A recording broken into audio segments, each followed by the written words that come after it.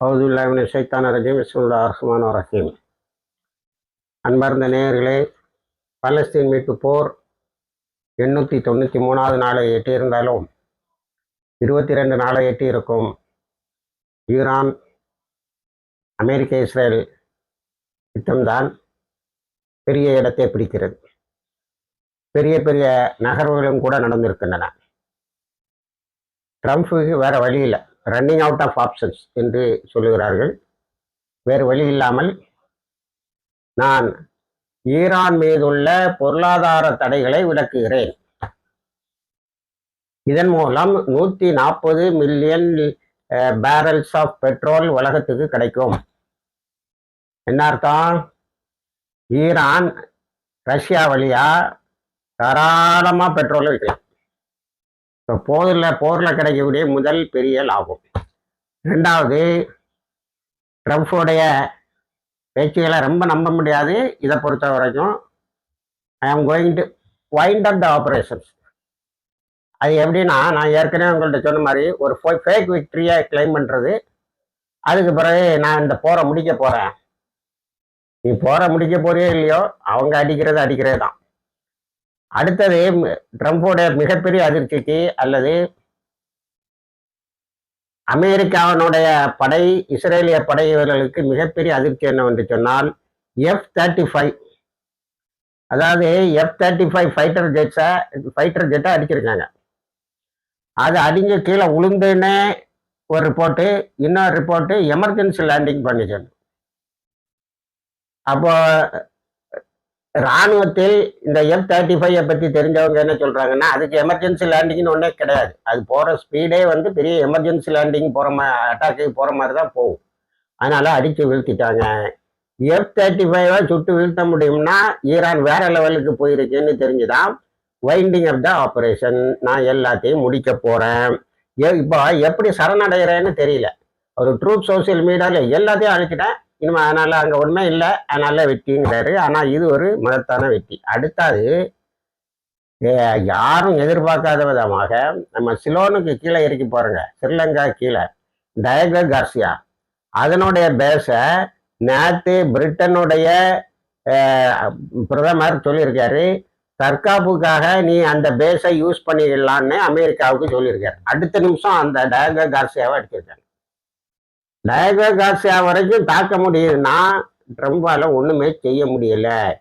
இப்போ பிரிட்டன் என்ன சொல்லுதுன்னா, எங்க தீவை நான் தற்காப்புக்கு தான் பயன்படுத்திக்கலான்னு சொன்னா, அவங்க அதுக்கு முன்னாடி முன்கூட்டியே தற்காப்பா தாக்கிட்டாங்க. ஆனாலும் நான் இந்த யுத்தத்துக்கு போக மாட்டேன், இந்த யுத்தத்தில் சேர்ந்துக்கிட மாட்டேன்னு சொல்லியிருக்காரு. இது ஒரு பெரிய அதிர்ச்சி ஆச்சா.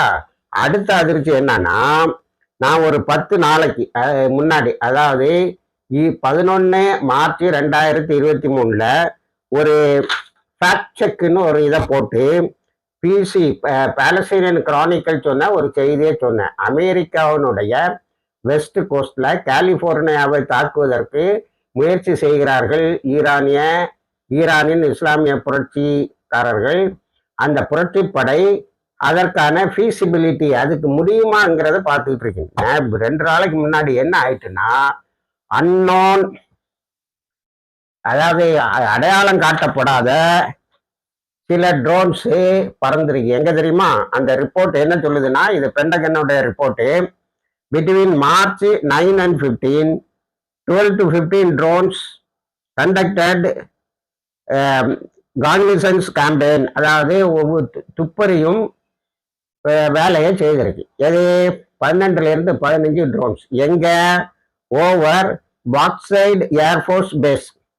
பாக்சைட் ஏர்ஃபோர்ஸ் பேஸுங்கிறது அமெரிக்காவினுடைய லூசியானால உள்ள ஒரு பெரிய இராணுவ தளம். அதுக்கு என்ன பேருனா, one and only 2 of US bases. 2 யூஎஸோடைய பேசஸ். அதுல ரொம்ப முக்கியமானது housing B-52H bombs, nuclear capable bombers, அதாவது நியூக்ளியர் கேபபிள் அணு ஆயுத சக்தி உள்ள B-52H பாம்பர்ஸை சுமந்து வரக்கூடிய தளம். அந்த தளத்துல கமாண்ட் போயிட்டா இவங்கெல்லாம் இந்த B-52H நியூக்ளியர் கேபபிள் பாம்பர்ஸ் தாக்குதல் செய்வாங்க. அதை வேவு பார்த்துட்டு போயிருக்குது. 12லேருந்து 15 drone. And the headquarters of air force global strike command, அதுக்கு என்ன பேருனா, அந்த பாக்சைட் ஏர்ஃபோர்ஸ் பேஸுக்கு என்ன பேருனா headquarters of air force global strike command, உலகம் முழுவதும் தாக்குதல் நடத்துறது. என்ன தெரியுமா சொல்றாங்க? F-35ங்கிறது என்னன்னா குளோபல் ஏர் ஸ்பேஸ் டாமினன்ஸ், உலகம் முழுவதும் உள்ள வான்வெளியில் ஆதிக்கம் செலுத்துவதற்கான ஆயுதம் F-35 சுட்டு தான்.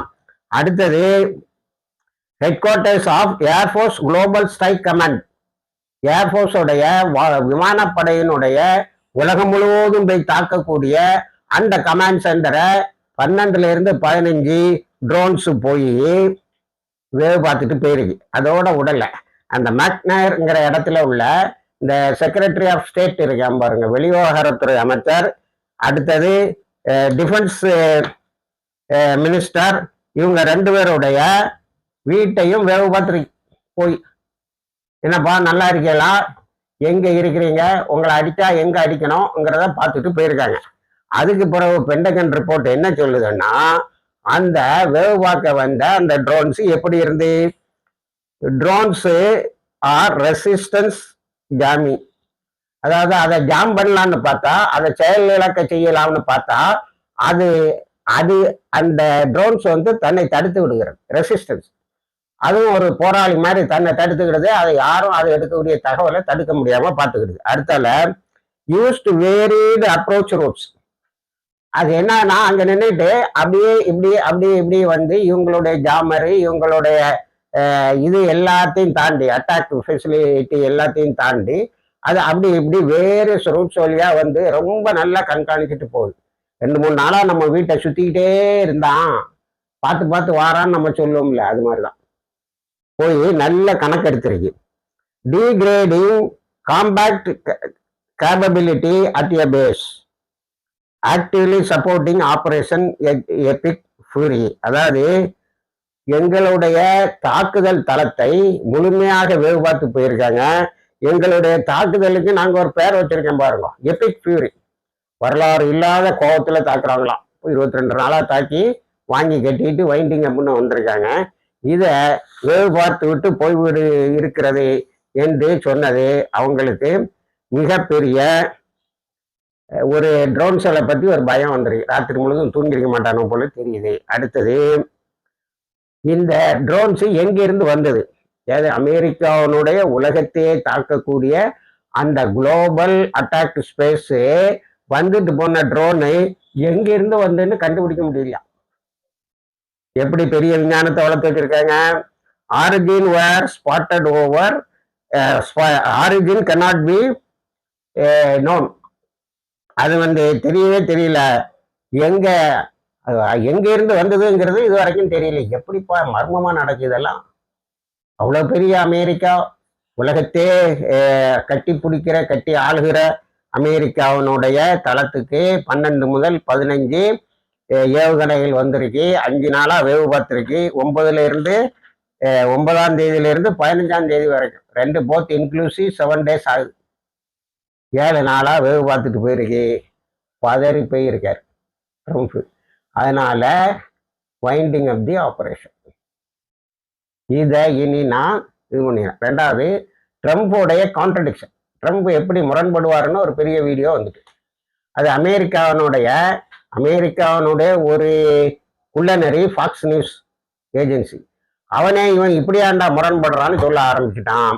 அது இப்போதைக்கு நமக்கு மிகப்பெரிய ஆராய்ச்சிக்கு உட்பட்டான்டா. அது அவருடைய வயசு, அவனுடைய பொய்கள், இவற்றையெல்லாம் வச்சு எழுதப்படுவது. ஆக இந்த பெரிய இன்சிடென்ட் இருக்கு பாருங்க, டயாகோ கார்சியா தாக்கினது, F-35 சுட்டு வீழ்த்தினது, இந்த 9 முதல் 15 வரைக்கும், மார்ச் 9, 17 15 வரைக்கும் இந்த வேவு பார்த்தது. அப்போ நம்ம 11/3/2026 சொன்ன ஃபேக்ட் செக்கு உண்மையாகிறது. அமெரிக்காவினுடைய தளங்களை வேவு பார்க்கிற ட்ரோனு எங்கிருந்து வந்துன்னு தெரியாத அளவுக்கு போய் வேவு பார்த்துட்டு வந்திருக்குன்னா ஈரான் எவ்வளவு தூரம் அட்வான்ஸ் ஆகிருக்கு. ஈரானுக்கு பேரை சொல்லல, ஏன்னா சொன்னா அமெரிக்காக்காரனுக்கு பெரிய ஈரானை பத்தி பெரிய இமேஜ் கிரியேட் ஆயிரும்னு ஈரானை பத்தி எதுவுமே சொல்லாம வாயை பத்திக்கிட்டு எங்கிருந்து வந்ததுன்னு தெரியல அப்படின்னு சொல்லியிருக்காங்க. ஆக இதெல்லாம் சேர்ந்துதான் இவருக்கு மிகப்பெரியதொரு அதிர்ச்சியை கொடுத்துருக்கு. அடுத்தது ஹர்முஸ் படைகளை அனுப்புறேன். இப்ப 2500 இருந்து 1500, 2500 இருந்து 3000 கப்பல்களை அனுப்புகிறேன்னு போய்ங்கிறான். யுஎஸ்எஸ் ஜெரால்டு மீன் பிடிச்சி தீரலையாடா, லிங்கன் மீனும் கூட பிடிக்க முடியாத அளவுக்கு ஆயிடுச்சு. அதை இப்ப அமெரிக்கா கொண்டு போறதே ஒரு பெரிய செலவு. ஆக இவங்க எல்லாம் அப்ப என்ன தெரியுமா சொன்னாங்க, எந்த ஒரு ட்ரோனும் எந்த ஒரு மிசைலும் அப்ரஹாம் லிங்கனு கிட்டே வரல, ஒண்ணு வந்தது அதை நாங்க லபக்குன்னு பிடிச்சி கடல்ல போட்டோம்னாங்க.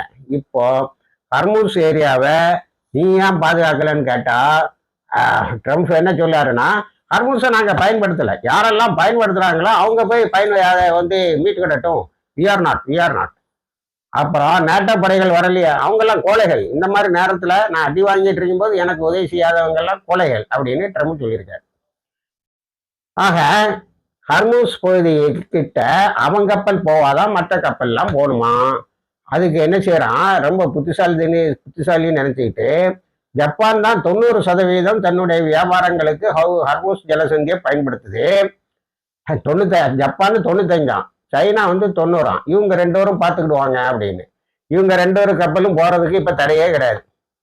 எந்த கப்பலும் ஹர்முஸ் ஜலசந்தியை கடந்து வர வேண்டும் என்று சொன்னால் சீனா பணத்துல, சீனாவினுடைய கரன்சியில கப்பம் கட்டிட்டு வரணும், பெர்மிஷன் வாங்கிட்டு வரணும். இது எல்லா நாட்டுக்கும் இந்த மாதிரி ஒரு சிஸ்டத்தின் வழியா அவங்க வியாபாரம் நடக்கும். அவர் எனிமி கண்ட்ரிஸ்ன்னு அவங்க சொல்ற அமெரிக்கா, இஸ்ரேல், இந்த 2க்கும் துணை நிற்கிற நாடுகள் கப்பல் வந்தா கண்டிப்பா கடல்ல தாப்போண்டாம். அப்போ ஹர்மூஸ்ல இருந்து நீ ஏயா போகலன்னு கேட்டா அதுக்கு என்ன தெரியுமா, ஒரு பெரிய வர்ணனையோட சொல்லுவாங்க. உங்களுடைய USS Gerald, USS Ford, USS Abraham Lincoln, இதெல்லாம் எதுக்கு, அதெல்லாம் எப்படி தெரியுமா சொல்லுவாங்க, வெறும் கப்பல் படம்னு சொல்ல, for the dominance of the ocean, கடல்களின் மீது தன்னுடைய ஆதிக்கத்தை நிலைநாட்டுவதற்காக செய்யக்கூடிய மிகப்பெரிய தளங்கள் இவை. அவங்க எல்லாம் நான் ஏற்கனவே உங்களுக்கு அந்த வர்ணனை சொல்லியிருக்கேன். அதெல்லாம் ஒரு பெரிய நாடு மாதிரி, ஒரு நாடு ஒரு இடத்துல இருந்து நகர்ந்து இன்னொரு இடத்துக்கு வர்ற மாதிரி, அதுவும் சேர்த்து போச்சு. என்னடா பெருசு மிச்சம் இறக்கிட்ட அப்படின்னு கேட்டா எதுவும் இல்லை. அதன் பிறகு இஸ்ரேல் மீதுள்ள தாக்குதலுக்கு வருவோம் என்று சொன்னால், இஸ்ரேலில் இதுவரைக்கும் 55 நகரங்கள் முற்றாக அளிக்கப்பட்டு இருக்கிறது. இது IRGCயினுடைய கிளைம், இஸ்லாமிக் ரெவல்யூஷனரி காட்ஸ் காப்ஸோட கிளைம். 55 சிட்டி அடிச்சிட்டோம், மீதி உள்ளதை தாக்கிட்டே இருக்கும். இப்போ அவங்க வந்து கொரம் ஷாகர், நசருல்லா மிசில், இப்படி புது புது மிசில் கொண்டாந்தாங்க பாருங்க. அதுல ஒரு மிசில் வெரைட்டிக்கு கெப்பாசிட்டியை கூட்டியிருக்காங்க. 2000 கிலோலிருந்து 3000 கிலோ இதை தூக்கிட்டு போய் குண்டு போடுதான். என்னப்பா இது, இந்த நேரத்தை இந்த 22 நாளையில கூட இது இம்ப்ரூவ் ஆச்சா, இல்லைன்னா நான் உங்களுக்கு இன்னும் பல அதிர்ச்சிகளை வைத்திருக்கிறோம், நீங்கள் போக போக ஆச்சரியமும் அதிர்ச்சியும் அடைவீர்கள் என்று சொன்னதில் ஒரு பைதான்னு தெரியல. ஏன்னா டயகோ கார்சியாவுக்கு இங்க வந்து வருவாங்க, தாக்குவாங்கன்னு எதிர்பார்க்கல. அடிச்ச அடியில இப்ப பொருளாதார தடை, என்ன 48 வருஷமா இருந்த பொருளாதார தடை ஒன்றும் இல்லாம ஆயிருக்கு. அப்புறம் இஸ்ரேல் வந்து பென்குரியன் ஏர்போர்ட்டு ஆயில் டேங்கை அடிச்சுட்டாங்க. இந்த பென்கர் எங்கே இருக்கானே தெரியல, அவனுடைய ஆஃபீஸ் அடிச்சிருக்கு, அவன் பெரும்பாலும் இல்லைங்கிறாங்க. ஒருவேளை ஏஐ கிரியேட்டட் இமேஜஸ் வரலாம். நத்தியானுக்கு ஏஐ கிரியேட்டட் இமேஜஸ்லாம் வாழ்ந்துகிட்டே இருக்காரு, பேட்டி கொடுக்குற மாதிரி போட ரொம்ப இம்ப்ரூவ் பண்ணி அதை ஒரு இதாகவே காட்டுறான். ஆனால் அந்த 22 நாளில் நத்தியானுக்கு செத்தாங்கிற நாளில் இருந்து நான் நத்தியானுக்கு சொல்லியிருக்கேன்னு ஒரு நாளும் ட்ரம்ப் சொல்ல மாட்டேங்கிறான். ஏன்னா ட்ரம்ப்புக்கு நல்லா தெரியுது. அதுக்கு பிறகு அடிக்கடி இவங்க 2 பேரும் ஃபோனில் பேசுவாங்க, அதுவும் இல்லை. நத்தியானுக்கு மகன் டெய்லி ட்வீட் போடுவானா, 10 நாளாக ட்வீட்டை காணாம். ஆக இவங்க எல்லாம் ஏஐ உலகத்துல ஷார்ப்பா கிரியேட் பண்ற ஏஐ உலகத்துல வாழ்ந்து கொண்டு இருக்கிறார்கள். இது ஈரானுடைய மிகப்பெரிய வெற்றி. அதாவது மிகப்பெரிய சைத்தான் ஒருதனை ஒழித்த பெருமை அதற்கு கிடைக்கும். அதுக்கு பிறகு இஸ்ரேல் மீது நடந்த தாக்குதலை சொல்லிவிட்டேன். இஸ்ரேல் வந்து ஒரு 16 ஈரானுடைய கமர்ஷியல் ஷிப்ஸ், வார்ஷிப்ஸ் கிட்ட இவங்க போக முடியல, வியாபார கப்பல் சும்மா துறைமுகத்தில் நடத்தி இருந்ததை தாக்கி அழித்ததாக இஸ்ரேல் சொல்லுது. அடுத்தது அதனுடைய தாக்குதல்ல இன்னொரு அலி முகமது நெய்ம்ங்கிற இராணுவ மக்கள் தொடர்பு அதிகாரி ஷஹீதாக்கப்பட்டிருக்கிறார். அதுக்கு அவர் அழகா விளக்கம் சொல்லியிருக்காரு. இந்த மாதிரி தாக்குதல்கள் எல்லாம் எங்களை ஒன்றும் செய்யாது அப்படின்னு அப்பாஸ் அகர்ஜியும் பெகிஷ்கானும் சொல்லியிருக்காங்க. அவங்க குரான் ஆயத்துக்களை எல்லாம் கோட் பண்ணி சொல்றாங்க. அது மோத்தா யுத்தத்தின் போது ரசூல்லா 3 பேருக்கு பேரை சொல்றாங்க. இவர் ஷஹீதாகிவிட்டால் இவர், இவர் ஷஹீதாகிவிட்டால் இவர் என்று பேரை சொல்லுகிறார்கள். கடைசியில் இப்னு ரவஹாவை சொல்லுகிறார்கள். முதலில் ஹாரிதை சொல்லுகிறார்கள். பின்னர் ஜாபர் பின் அபு தாலிபை சொல்லுகிறார்கள். இவங்க 3 பேரும் ஷஹீதாயிட்டாங்க மூத்தா போர்ல. அப்போ அடுத்தால ரசூல்லா யாரையும் சொல்லலை, விட்டுட்டு போயிடுவோமே அப்படின்னு போகல. காலித் பின் வலீத் என்ன செய்தாரு, டக்குன்னு அந்த கொடியை தூக்கிட்டு யுத்தத்தை நடத்தி வெற்றியை கொடுத்தார். இது இஸ்லாமிய வரலாற்றில் மிகவும் முக்கியமான ஒரு கட்டம். அதாவது இதுல இருந்த ஒரு பெரிய முடிவை இஸ்லாமிய உலகில் உள்ள இராணுவ அதிகாரிகள் எடுப்பார்கள். என்னவென்று சொன்னால், ஒரு தளபதி இறந்து விட்டார் அல்லது அடுத்த தளபதி இறந்து விட்டார் அல்லது அடுத்த தளபதி இறந்து விட்டார் என்று சொன்னால் உடனேயே யாராவது ஒரு ஆளு அந்த பொறுப்பை ஏற்றுக்கொள்வார். இதுக்கு பின்னாடி இன்னொரு பெரிய தத்துவம் இருக்கு. அதை ஏதாவது நான் தனியான காணொலியில் சொல்லுகிறேன். ஆக வாரிசு இல்லை, உங்களுக்கு பிறகு இவருக்கு பிறகு யார் இதை செய்வார், இவருக்கு பிறகு யார் இதை செய்வார் என்று சொன்னால் இஸ்லாமிய ஹிஸ்டரியில எப்படி தடம் பதிச்சிருக்கு, யாரார் ஒரு ஆளு தலைமை ஏற்றுக்குவாரு. இப்போ மொர்ஜதாவா என்ன அறிக்கை விடுறாரு, நீ தப்பிச்சு ஓடிடலான்னு பார்க்கவே பார்க்காத, நான் உன்னை விடவே மாட்டேன்னு ட்ரம்புக்கு அறிக்கை விட்டு கொண்டு இருக்கிறார். ஆக யாரோ ஒரு ஆள் அசாசினேட் பண்ணிட்டாங்க. அதாவது அவரு பகிஷ்கான் தன்னுடைய உரையில ஆல இம்ரான் உள்ள 144வது வசனத்தை ஓதி காட்டியே சொல்லார். நபிமார்கள் போய்விட்டா நீங்க என்ன திரும்ப ஜாயிலியாவுக்கு போயிருவீங்களான்னு கேள்வி கேட்கிற அந்த வசனம். ஆக நபிமார்களுக்கே மௌத்துண்டு.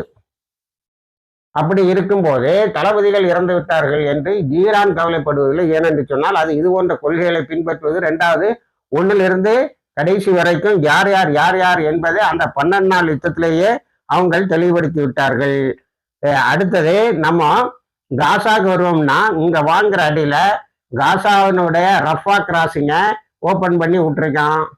ரொம்ப இன்னும் அவன் லிமிட்டட் அக்சஸ்ன்னு தான் சொல்லுவான். அல்லாவுடைய காவல நம்மெல்லாம் பெருநாள் தொழுகையை மகிழ்ச்சிகரமாக கொண்டாடி கொண்டு இருக்கிறோம். எல்லோருக்கும் நேயர்களுக்கும் ஈத் முபாரக். காசால புது கேக்கெல்லாம் செய்து இந்த வருஷம் ஈது கொண்டாடி இருக்கிறார்கள். காசா கேக்ஸ் ஆர் பேக் அப்படின்னு சொல்லி தலைப்பு போட்டு எழுதுறாங்க. காசாவில் ரமலானில் அவங்க செய்யக்கூடிய தனித்துவம் வாய்ந்த அந்த கேக்கு எல்லாம் திரும்பியும் வந்து விட்டது என்று மனசு கொஞ்சம் குளிர இதாக இருக்கு. ஒரே ஒரு ஜேர்னலிஸ்ட் மட்டும் எழுதியிருக்கான், வித்தவுட் த ஏரியல் சவுண்ட் அதிகமாக கேட்காமலே இந்த ஈது கழிந்தது என்று. ஆனால் காணி நியூஸ்லயும் இன்னொரு இடத்துலயும் ஒரு தாக்குதல் நடந்ததாக செய்தி இருக்கிறது. அல்லாஸ்கால ஒர்ஷிப்பர்ஸ் பெரிய அளவுல தடுக்கப்பட்டு விட்டார்கள். ரோட்ல கூட தொழ முடியல.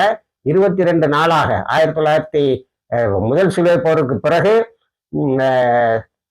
இப்பொழுது 18 நாட்களாக அல் அக்ஸா மூடி கிடக்கிறது. அவர்கள் ஏதாவது ஒரு ஈரானுக்கு பேர்ல பழியை போட்டு ஒரு தாக்குதலை நடத்தலாம் என்று ஈரான் அறிவித்ததனால் இஸ்ரேல் தாக்காம இருக்கிறது என்று ஒரு செய்தியும் இருக்கிறது. அது பிறகு அங்கே இருக்க கிறிஸ்தவர்களை ரொம்ப டார்ச்சர் பண்றானா. தைபையா என்ற இடத்தில் அது 100% 100% கிறிஸ்தவர்கள் இருக்கக்கூடிய இடம். அங்க போய் செட்டிலேஸ் இங்க அடிதாங்க முடியாம ஈரான் தான் புது குடியிருப்பு பழைய குடியிருப்பு எல்லாத்தையும் அடிக்குத. அங்க போய் அந்த மக்களை கிறிஸ்தவர்களை விரட்டிட்டு அங்க போய் உட்கார்ந்துட்டு இருக்காங்க. அல்லதான் வீட்டுக்களை படுத்துக்கிறது, தெருவில் படுத்துக்கிறது. அவங்க கிறிஸ்டியன் ஃபாதர் பஷர் என்பவர் அதை மிகப்பெரிய ஆபத்தாக கருதி அறிக்கை விட்டிருக்கிறார். அடுத்தது ஈரான்ல பெருநாள் கொண்டாடினாங்களா? ஆமா, ஒரு பெருநாள் தொழுகையில லட்சக்கணக்கான பேர் கூடியிருக்கிறார்கள். இந்த பெருநாள் நவ்ரூஸ்ன்னு சொல்லக்கூடிய அவங்களுடைய பாரசீக வருடப்பிறப்பை அதே நாள்ல வருதா. ஆனால் ஈரான் முழுவதும் ஈதும் கொண்டாடி இருக்கிறார்கள். நான் சொன்னேன்ல, அந்த மக்கள் இந்த பாம்பு விழுந்தா ஒருக்க இப்படி பார்க்குறான், அது வரை அவங்க கோஷம் போட்டுக்கிட்டு இருக்கான் அல்லாஹ் அக்பர்னு. அதே மாதிரி அந்த மக்கள் இதை நம்ம ஈதை விமர்சனையாக கொண்டாடி இருக்கிறார்கள். ஈராக்ல இன்டெலிஜென்ஸ் பேஸ அடிச்சு நிமித்திருக்காங்க. ஈராக்ல உள்ள 26 அமெரிக்க தளங்கள் அழிக்கப்பட்டு விட்டன என்று அங்குள்ள இஸ்லாமிய போராளிகள் அறிவித்திருக்கிறார்கள். யோகி அகர்நாத் இதுக்கெல்லாம் முற்றுப்புள்ளி வச்ச மாதிரி சொல்லுது. No decisive victory. இவங்க சொன்ன விக்டரியே கிடைக்காது, டிசைசிவ் விக்டரி கிடையாது. இஸ்ரேலை அழிவில் இருந்து காப்பாற்றுவதற்கு யாராவது வர வேண்டும் என்று. அடுத்தது கல்ஃப் கண்ட்ரிஸை பத்தி யுஏல ராசல் கைமால ஒரு எச்சரிக்கையை ஈரான் விடுத்திருக்கிறது. இந்த Arab countries UAE, Bahrain, Kuwait, கத்தர் இவங்கெல்லாம் நாங்கள் சில ட்ரோன் செயல் வந்ததை வழிமறித்து விட்டோம் என்று சொல்லியிருக்கிறார்கள். கத்தர் மட்டும் சிரியாவில் ஒரு பேஸை இஸ்ரேல் தாக்கினதை கண்டித்து இருக்கிறது. இஸ்ரேலுக்கு எதிரி போல காட்டிக் கொள்ளுகிறது. ஆனால் உண்மையில் இந்த அரபு நாடுகள்லாம் இப்பொழுதும் இஸ்ரேலுக்கு ரகசியமாக உதவி செய்து கொண்டு இருக்கிறது என்பதுதான் உண்மை என்பதை எல்லா பத்திரிகைகளும் எடுத்து சொல்லுகின்றன. லெபனான்ல தெருச்சண்டை நடக்கு, street to street 1-to-1 fight, துரத்தி இஸ்ரேலிய இராணுவத்தினர் அழிக்கப்படுகிறார்கள். அதே நேரத்துல ஈராக்கில் உள்ள இன்டெலிஜென்ஸ் இது அழிக்கப்பட்டிருக்கிறது. லெபனானில் உள்ள பார்டர்ல உள்ள இஸ்ரேலுடைய இன்டெலிஜென்ஸ் இதுவும் மனோரால திரும்பியும் தாக்கப்பட்டு இருக்கிறது. அங்கேயும் அவர்கள் மிகப்பெரிய பின்னடைவை எதிர்கொள்கிறார்கள். ஆகவே அந்த ஏரியாவுக்கு யாரும் போக முடியாது என்று அறிக்கைகள் கூறுகின்றன. இணைந்திருங்கள், இது போன்ற தகவல்களை தருகிறோம். வாஹிர் தவானா, அல்ஹம்துலில்லாஹ் ரபில் ஆலமீன்.